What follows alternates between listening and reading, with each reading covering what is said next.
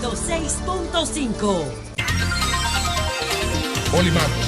Saludo, buenos días al país, buenos días República Dominicana. Bueno, ya mis compañeros han abordado varios temas, hay dos que yo quiero tratarle en resumen para que se pueda abrir un espacio de discusión. Uno es el informe del Banco Mundial con respecto a la pobreza educativa de la República Dominicana, la pobreza de nuestros niños. El Banco Mundial presentó un informe en el que describe que de los niños que terminan la educación básica en la República Dominicana, cerca del 80% no está en capacidad de leer una narrativa sencilla y entender lo que dice. Esto es algo que debe llamarnos a preocupación en un país donde nosotros nos la pasamos discutiendo boberías y donde realmente se está destinando la mayor parte, la parte más importante del presupuesto público al sector educativo. Nosotros cuestionamos permanentemente la manera en la que se gastan los recursos en la República Dominicana, los sacrificios de los contribuyentes, los esfuerzos que hacemos todos pagando impuestos, sobre todo la gente que menos tiene, que es el que no puede escapar a las presiones de las cargas impositivas. Cuando compra, los impuestos son indirectos y por lo tanto le son aplicables permanentemente, no pueden indexar. Esa gente humilde que necesita accesar a la educación, y hablamos fundamentalmente de la educación pública, que es la que está en este cuestionamiento, porque según el propio planteamiento, la gente que viene del ámbito privado, de las escuelas de personas de mayores ingresos, tiene y termina con una calificación diferente. ¿Qué vamos a hacer con esto? Es importante que dejemos abierta la discusión porque nosotros no vamos a superar la pobreza si no mejoramos la calidad de los contenidos de educación. Pero no discutir boberías, sino irnos a la ciencia, a los temas de lectoescritura y a los que tiene que ver con las ciencias básicas de física y matemática o aritmética, como le querramos llamar.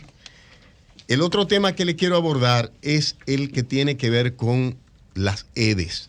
Señores, las EDES, ahora mismo se está hablando de un préstamo para apoyar a las distribuidoras de electricidad. Don Celso decía ahorita, hablaba de EDESUR, que realmente termina siendo la más eficiente.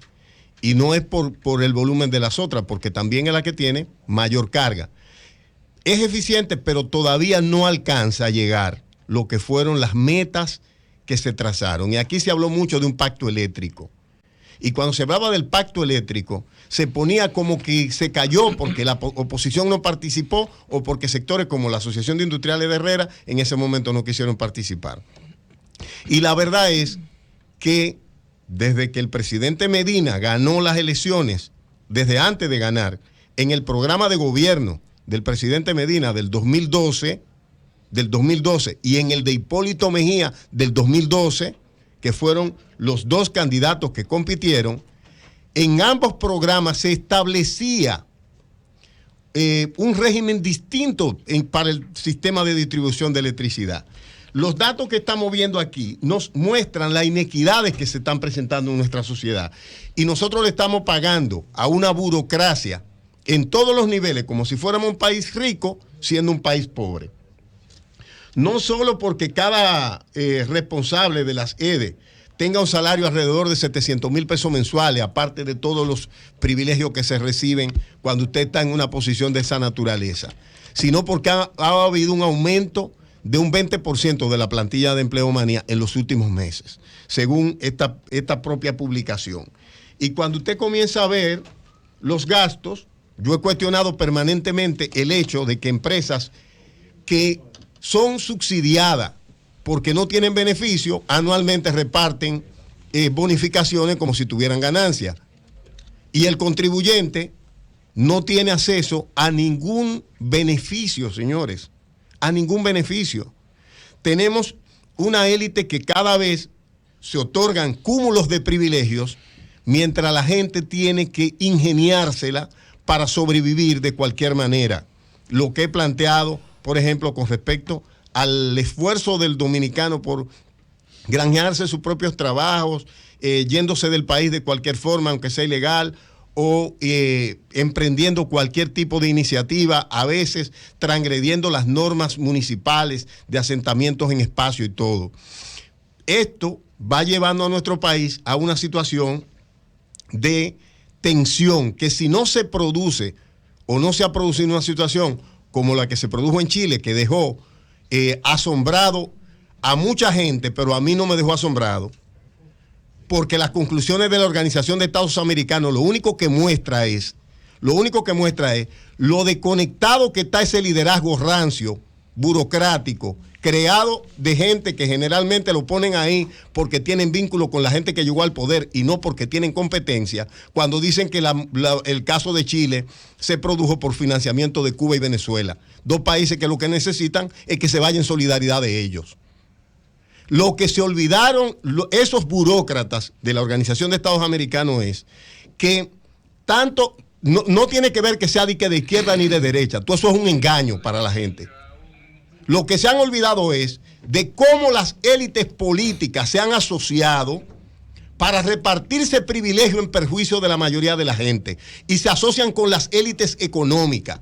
Y hoy se vive mejor siendo gerente de una agencia pública que siendo administrador de una empresa privada, por rentable que sea. Te pido un permiso, porque tenemos en la línea telefónica a Nayib Chaede. Sí.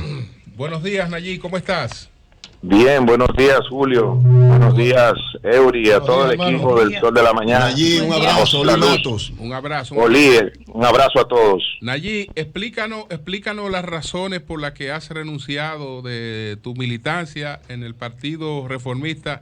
Nosotros que te conocemos y sabemos lo que eso significa para ti.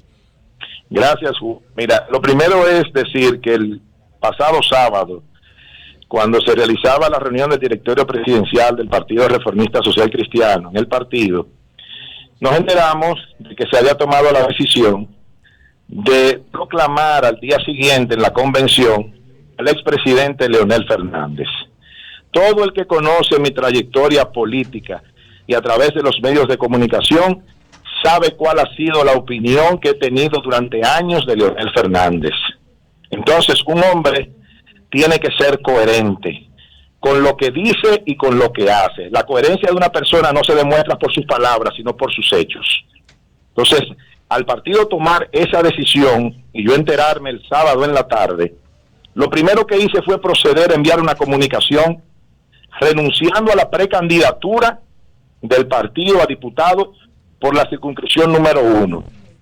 Pero luego de consumada esa acción al día siguiente con la proclamación de Leonel Fernández, en el día de hoy nosotros anunciamos al país que luego de 30 años de militancia ininterrumpida y sin vacaciones en el Partido Reformista Social Cristiano, tomábamos la difícil decisión de renunciar al partido, porque yo no voy a ser candidato a diputado de un partido que postule a Leonel Fernández a la presidencia de la República.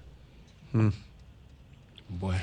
Nayib, conozco mucha gente que te apoya aquí en la circunscripción 1, amigos nuestros. Eres una persona que tiene condiciones. Proponle abiertamente, porque tú lo que estás diciendo que si él no estaría por el PRM. No, porque háblamente. Discúlpame, Nayib sería un excelente candidato por cualquier. Claro, lo que le estoy diciendo es que si tú estarías en disposición de aceptar una candidatura fruto de los equipos que tú tienes y que yo sé que te apoyan. Adelante, Nayib. En otra organización política, ¿no? De hecho, estamos analizando la posibilidad en los próximos días ir como candidato a diputado en la misma circunscripción por otra organización política. Perfecto. Cuando eso ocurra, si ocurre, nosotros hablaremos al país con la claridad y la transparencia que nos ha caracterizado siempre en toda nuestra vida política y en nuestra vida privada. Nayib, en ese caso, ¿no estarías afectado por lo mismo que se cuestiona en este caso al expresidente Fernández? Él no participó en convenciones. No, porque yo renuncié. No en primaria. Por eso recuerda, yo renuncié el sábado antes de la asamblea. Sí. O sea, no llegaste a la condición de candidato. No, mandé una comunicación donde le decía a la dirección del partido que renunciaba a la precandidatura y que se abstuvieran de proclamarme o postularme a esa posición o a cualquier otra. O sea, yo hice la salvedad y tengo mi carta recibida en el Partido Reformista para esos fines. Bueno, pues muchas gracias, Nayib. Ya estaremos pendientes de tu próximo paso. Un abrazo. Gracias Nayib. a ustedes todos. Un abrazo a todos. Éxitos, hermano, éxitos. Bien, gracias. Muy animado tú. Éxito, bien. Muy Pues bien. después de esta importante intervención de mi hermano y amigo Nayib Chaede, quiero decirle a ustedes que una de las preocupaciones, yo estoy como Celso preocupado no solo por la República Dominicana, no solo por nuestro país, sino por el escenario regional y la situación global. Y es porque estamos viendo un liderazgo internacional muy fanatizado, donde los sesgos de las parcialidades y de los intereses evitan que se transparenten los procesos.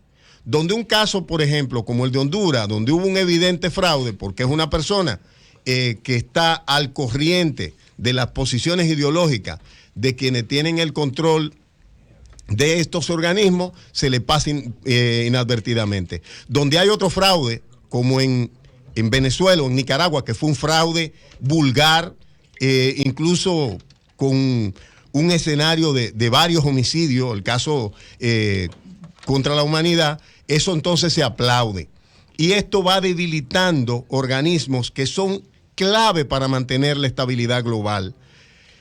Sobre todo en sociedades como esta, donde la cohesión social se ha roto, donde tú no tienes un liderazgo que haga cabeza y que gestione la mayoría del público, cuando los públicos salen a la calle se puede dar una situación como la de Chile, Julio. Que mientras en Ecuador era fácil porque los líderes estaban identificables y usted lo podía llamar y sentarse con ellos, en Chile usted tenía cientos de miles de personas en la calle, pero que no identificaban a nadie como responsable de defenderlo en sus intereses. ¿Por qué? Porque ahí, como ha pasado en la República Dominicana, la élite política, la élite sindical, la élite económica, empresarial, se asocian para repartirse privilegios mientras dejan a los demás que se lo lleve aquel que usted sabe. Cambio y fuera.